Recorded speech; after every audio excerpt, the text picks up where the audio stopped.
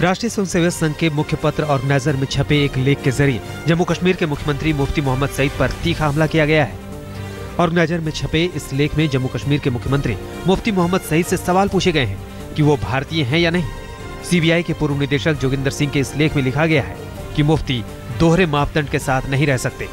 लेख में इस बात का भी जिक्र है कि जिन हिंदुओं और सिखों को कश्मीर घाटी छोड़ने पर मजबूर किया गया, क्या उन्हें सरकार वापस लाने की इच्छा शक्ति रखती है। इस लेख में पूछा गया है कि क्या सरकार इनके लिए कोई ठोस फैसला लेगी। जम्मू कश्मीर के मुख्यमंत्री मुफ्ती मोहम्मद सईद के विवादित फैसले के बाद अलगाववादी नेता मशरत आलम को जेल से रिहा किया गया। अलगाववादी नेता मशरत आलम बारामूला जेल में 4 साल से बंद था। 2010 में पत्थरबाजी कांड का मुख्य आरोपी था मशरत आलम। जेल से बाहर आते ही अलगाववादी नेता मशरत आलम ने फिर जहर उगला। आज तक से खास बातचीत में कहा कि छोटे जेल से निकलकर बड़े जेल में आ गया हूँ। अलगाववादी नेता मशरत आलम मुस्लिम लीग पार्टी का अध्यक्ष है और हुर्रियत कॉन्फ्रेंस के सईद अली शाह गिलानी का उत्तराधिकारी माना जाता है। जेल जो है ना हमारा दूसरा घर है, ज्यादा इन चीजों से हम कभी डरते नहीं है। तो जहाँ तक जेल का ताल्लुक है तो हम इसे छोटी एक जेल समझते हैं, लेकिन पूरी रियासत जो है एक बड़ी जेल है, लिहाजा हम छोटी जेल से बड़ी जेल में आए हैं। मशरत आलम की रिहाई का भारतीय जनता युवा मोर्चा ने विरोध किया है। जम्मू में रिहाई के विरोध में प्रदर्शन भी किया गया। मशरत आलम की रिहाई के बाद बीजेपी पीडीपी से नाराज है।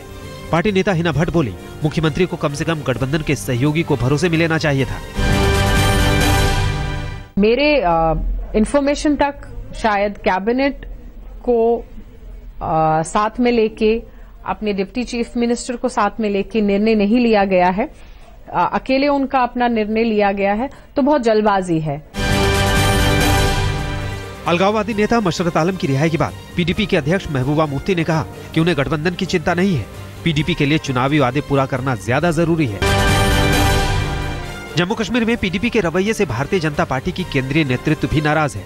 सूत्रों के मुताबिक बीजेपी केंद्रीय नेतृत्व ने पीडीपी से नाराजगी जताई है। सूत्रों की माने तो बीजेपी केंद्रीय नेतृत्व ने पीडीपी से कहा है कि मुख्यमंत्री मुफ्ती की बयानबाजी से गलत संदेश जा रहा है।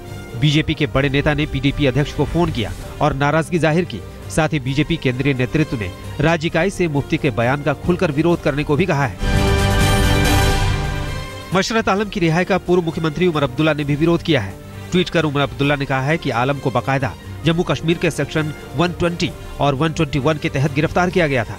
ये सेक्शन राज्य के खिलाफ युद्ध से जुड़ा है। मशरत आलम को जेल में रखने से कई जानें बची हैं। आलम के जेल में रहने की वजह से ही शांतिपूर्ण चुनाव हो पाए। उमर अब्दुल्ला ने अपने ट्वीट में आगे लिखा है कि मशरत आलम को जेल में रखने का उन्हें कोई दुख नहीं है। आम आदमी पार्टी के नेता मयंक गांधी ने अपने नए ब्लॉग के जरिए पार्टी में चल रहे घमासान को हवा दे दी है। मयंक गांधी ने अपने नए ब्लॉग में जमकर भड़ास निकाली। मयंक गांधी ने ब्लॉग में लिखा है कि योगेंद्र यादव और प्रशांत भूषण की तरह उन्हें भी निशाना बनाया जा रहा है। मयंक गांधी के मुताबिक उन्हें पार्टी छोड़ने के लिए जलील किया जा रहा है। आम आदमी पार्टी के नेता मयंक गांधी के नए ब्लॉग पर मचे बवाल पर योगेंद्र यादव ने चुप्पी साधी। केजरीवाल के खिलाफ बोलकर सजा भुगत चुके योगेंद्र ने कहा कि मयंक गांधी के लिखे सभी ब्लॉग पढ़ता हूं, लेकिन कोई प्रतिक्रिया नहीं देना चाहता।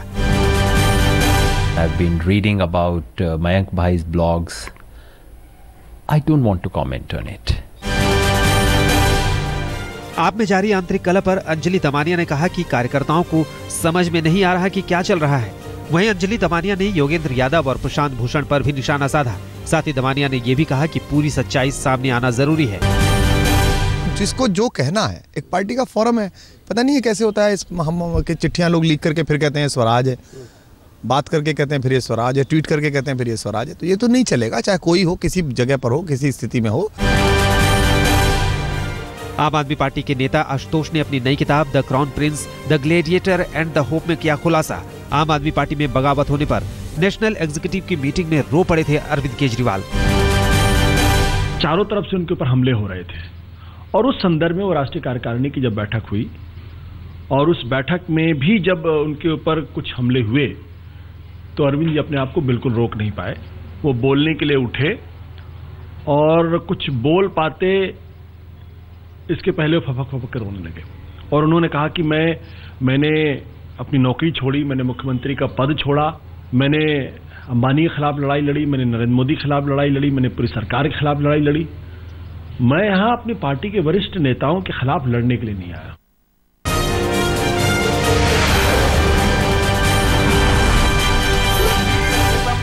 अजय माकन आज दिल्ली प्रदेश कांग्रेस कमेटी के अध्यक्ष पद की जिम्मेदारी संभालेंगे। अजय माकन ने ऑल इंडिया कांग्रेस कमेटी के महासचिव पद से अपना इस्तीफा दे दिया है। माकन को पार्टी प्रमुख ने दिल्ली में कांग्रेस को फिर से खड़ा करने की जिम्मेदारी दी है। माकन की ताजपोशी में पार्टी के कई केंद्रीय नेता भी शामिल होंगे। समाजवादी पार्टी के मुखिया मुलायम सिंह यादव की तबीयत खराब है। मुलायम सिंह यादव को गुड़गांव के मेदांता अस्पताल में भर्ती कराया गया है। समाजवादी पार्टी के प्रमुख को सीने में इन्फेक्शन की शिकायत है। आजम खान ने बुलंदशहर के ऐतिहासिक मांडू आश्रम के लोकार्पण में पहुंचने के बाद भी कार्यक्रम को रद्द कर दिया। उत्तर प्रदेश सरकार के मंत्री आजम खान मांडू आश्रम के घटिया निर्माण को देखकर नाराज हो गए। आजम खान ने कहा कि अधिकारियों ने ढंग से काम की निगरानी नहीं की। इस बाबत डीएम को पूरी रिपोर्ट देने का निर्देश भी दिया। आरएसएस में बड़े फेरबदल हो सकते हैं। सरकार्यवाह भैयाजी जोशी की जगह दत्तात्रेय होसपोले को नए सरकार्यवाह की जिम्मेदारी मिल सकती है। सूत्रों के मुताबिक बढ़ती उम्र की वजह से सरकार्यवाह भैयाजी जोशी को कार्यभार से मुक्त किया जा रहा है। वहीं सुनील देशपांडे को संयुक्त सचिव बनाए जाने की खबर है। इस बात का ऐलान अगले हफ्ते संघ की प्रतिनिधि सभा में फैसले में हो सकता है।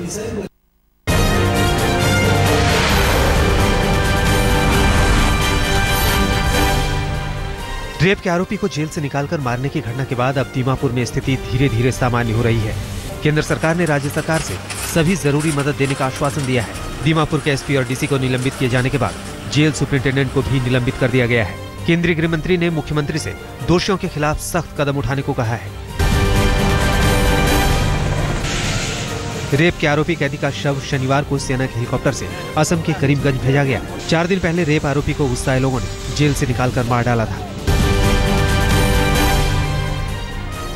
अंतर्राष्ट्रीय महिला दिवस पर पूरे देश में महिलाओं की सुरक्षा और कल्याण को लेकर अलग अलग कार्यक्रमों का आयोजन किया जा रहा है। बीजेपी ने भी महिला दिवस पर कार्यक्रम का आयोजन किया। बीजेपी के इस कार्यक्रम में गोवा की राज्यपाल मृदुला सिन्हा भी शामिल हुई। वहीं कांग्रेस महिला मोर्चा ने भी महिला दिवस मनाया। महिला दिवस के मौके पर बीजेपी के सांसद गोपाल शेट्टी ने मुंबई में महिला पुलिस के लिए 2 ट्रैफिक पुलिस चौकी डोनेट किया। गोपाल शेट्टी इससे पहले रेलवे के विकास के लिए भी 1.5 करोड़ रुपए अपने कोटे से दे चुके हैं। रेल बजट के दौरान रेल मंत्री सुरेश प्रभु ने बाकायदा सांसद गोपाल शेट्टी का नाम लिया था। महिला दिवस के मौके पर मुंबई के दादर स्टेशन पर महिलाओं ने सुरक्षा को लेकर प्रदर्शन किया। महिला प्रदर्शनकारी सरकार तक अपनी बात पहुंचाना चाहती है कि सिर्फ कानून बनाने से सुरक्षा नहीं मिलेगी। प्रदर्शनकारी महिलाओं का मानना है कि महिला सुरक्षा के लिए जागरूकता अभियान चलाना जरूरी है। महिला दिवस के मौके पर पहली बार महाराष्ट्र के मुख्यमंत्री की पत्नी अमृता फडणवीस एक सोशल इवेंट में शामिल हुई। इस फैशन शो में बुजुर्ग महिलाएं और बच्चों ने हिस्सा लिया।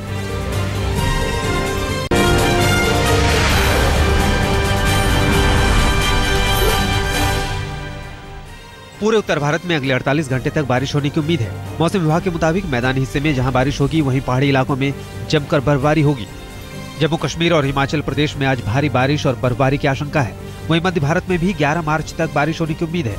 हालांकि शनिवार को दिल्ली में बारिश के बाद आज मौसम दिन भर साफ रहने की उम्मीद है।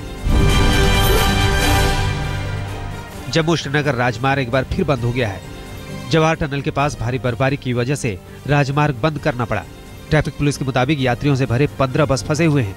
जम्मू श्रीनगर राजमार्ग शनिवार को ही 4 दिन बाद खुला था और एक बार फिर भारी बर्फबारी की वजह से बंद हो गया। वेस्टर्न हिमालय रीजन के कुछ भागों में भारी बारिश या स्नोफॉल भी हो सकती है और देश के उत्तरी भागों में हेल स्टॉर्म की भी पूरी संभावना है। पुंछ में भारी बारिश से जनजीवन अस्त व्यस्त है। पुंछ के बगियाल दारा गांव में भूस्खलन की खबर है। करीब 250 लोगों को सेना ने गांव से सुरक्षित निकाल लिया है। उन्हें भोजन और कंबल दी गई है। पुंछ में पिछले 4-5 दिन से लगातार बारिश हो रही है। पूरे देश में स्वाइन फ्लू का खतरा कम होने का नाम नहीं ले रहा है। गुजरात के साथ ही महाराष्ट्र में भी स्वाइन फ्लू बढ़ता जा रहा है। नागपुर में 1 जनवरी से अब तक 73 लोगों की मौत हो गई है। वहीं 674 मरीज की पहचान हुई है।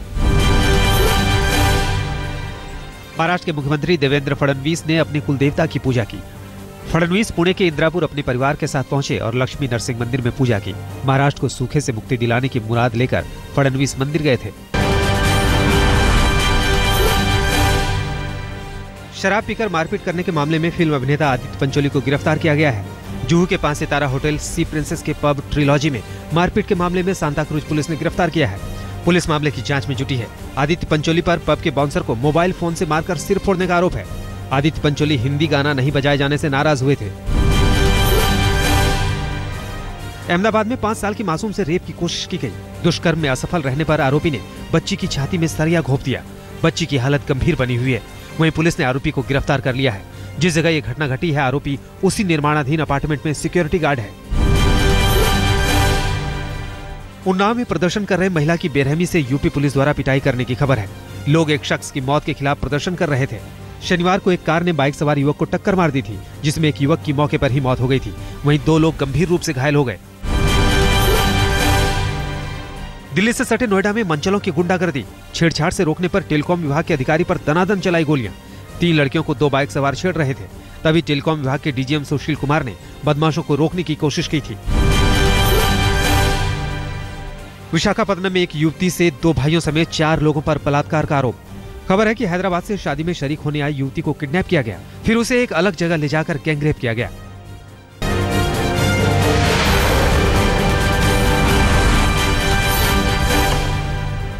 ऑस्ट्रेलिया की सरजमी पर चारों मैच जीतने के बाद पर्थ से रवाना होकर न्यूजीलैंड पहुंची टीम इंडिया। टीम इंडिया अब न्यूजीलैंड में खेलेगी बाकी के दोनों लीग मुकाबले। धोनी के धुरंधरों का अगला मुकाबला 10 मार्च को आयरलैंड से है। रोमांचक मुकाबले में दक्षिण अफ्रीका से पाकिस्तान ने जीत हासिल की। पाकिस्तान ने 29 रन से दक्षिण अफ्रीका को हराया। जीत के बाद विकेटकीपर सरफराज अहमद से जुड़े सवालों से नाराज होकर कोच वकार यूनुस प्रेस कॉन्फ्रेंस छोड़कर चले गए। रनों के अंबार वाले मुकाबले में जिम्बाब्वे को आयरलैंड ने दी मात। जिम्बाब्वे को मिला था 331 रनों का लक्ष्य। 3 गेंद बाकी रहते हुए 5 रन से जीता आयरलैंड।